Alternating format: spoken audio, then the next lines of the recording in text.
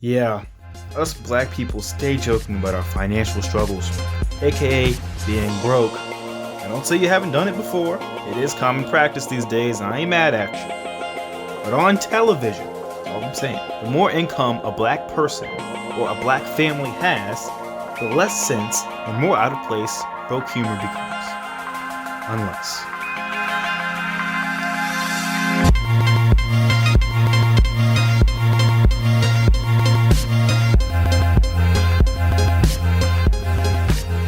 Now, before I start, let me add this here disclaimer. I ain't critiquing broke humor, nor am I saying that only black people use it. Just that if mainstream African American television programs decide to do so, it has to make sense. That's all I'm saying. It has to make sense. Obviously, if there happens to be a family that is struggling to get by, then by all means, broke joke till the broke joke's broke. I'll chill. But come on, cuh. If Julius from Everybody Hates Chris was Don Draper, then what reason would the show writers possibly have to make jokes like this? I know you're not gonna throw that away. Eat that. That's 30 cents worth of oatmeal. Common sense is cheaper than talk, people.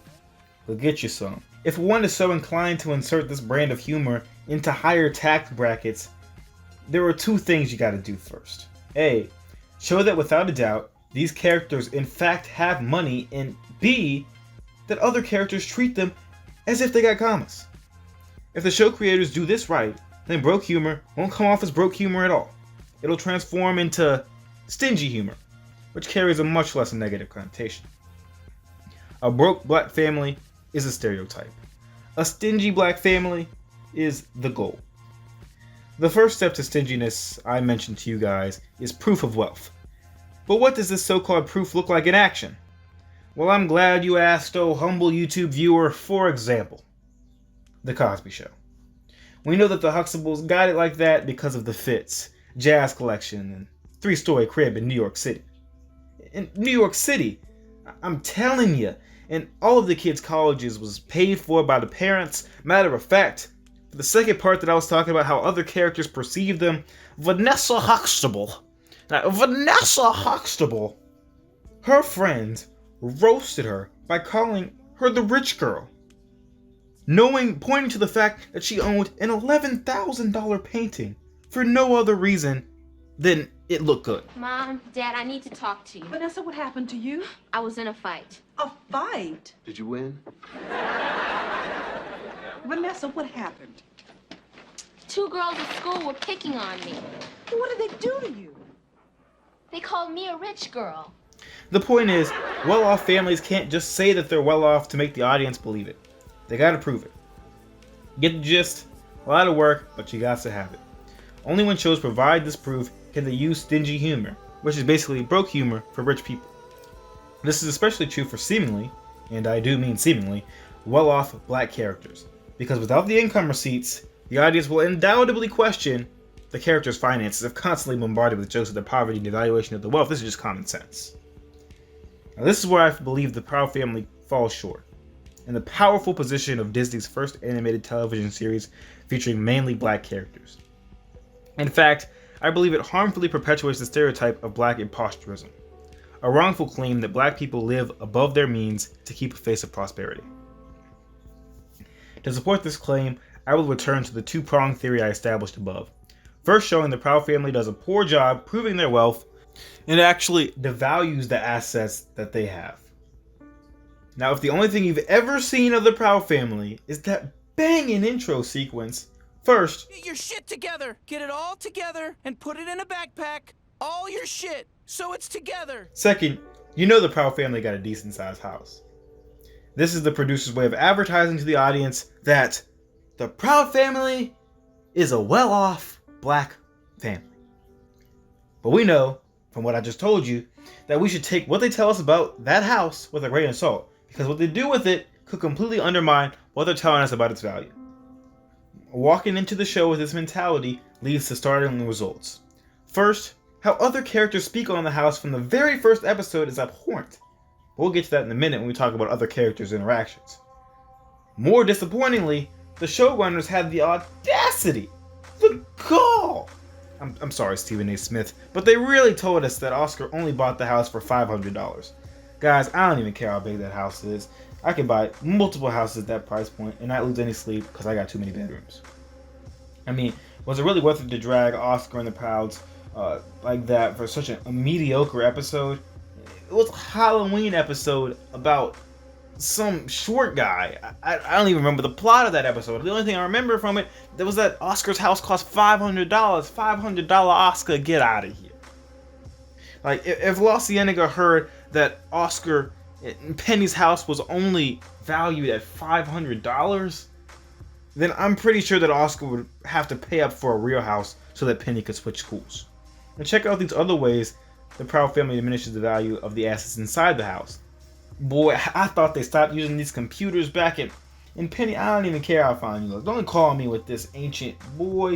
It ain't even just me who says this kind of stuff. Other characters in the show clown Penny because of her ancient technology. But again, we'll talk about this later. Now, I see you counting their pockets. Trudy is a vet from a rich family, and Oscar is the proud owner of Proud Food Snacks. These are all true, but only one of these conditions helps the family's financial account.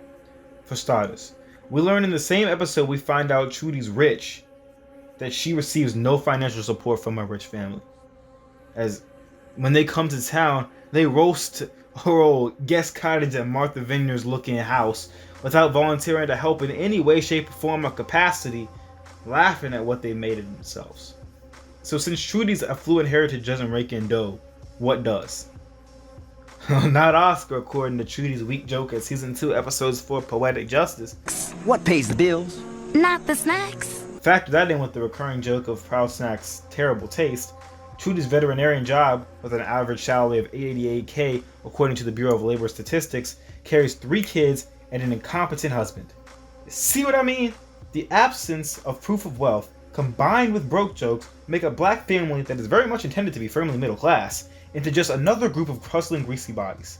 Now I know people of all colors struggle, but on TV, I want those struggle storylines to be taken seriously, not some offhanded jokes mined for cheap humor that undermine a successful black household by any other metric. This goes into my second point, which is kind of an extension of the first, but that's just kind of how I think. How did the Proud family's peers perceive their wealth? I.e., other characters.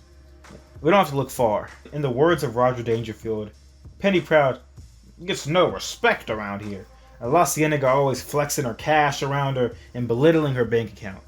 Matter of fact, don't for a second think that I forgot about the entire premise of the first episode.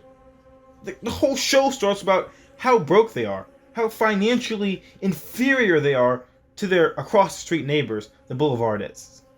This is the introduction we get to their show.